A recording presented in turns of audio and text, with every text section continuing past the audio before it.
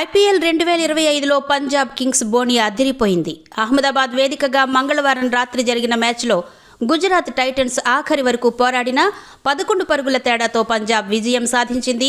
244 పరుగుల భారీ లక్ష్యంతో బరిలోకి దిగిన గుజరాత్ టీం 232 పరుగులే చేయగలిగింది.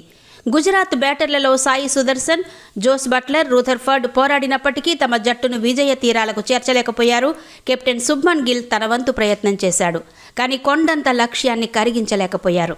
పంజాబ్ బౌలర్లలో హర్షదీప్ సింగ్ 2, జాన్సన్, మాక్స్వెల్ తలా వికెట్ సాధించారు.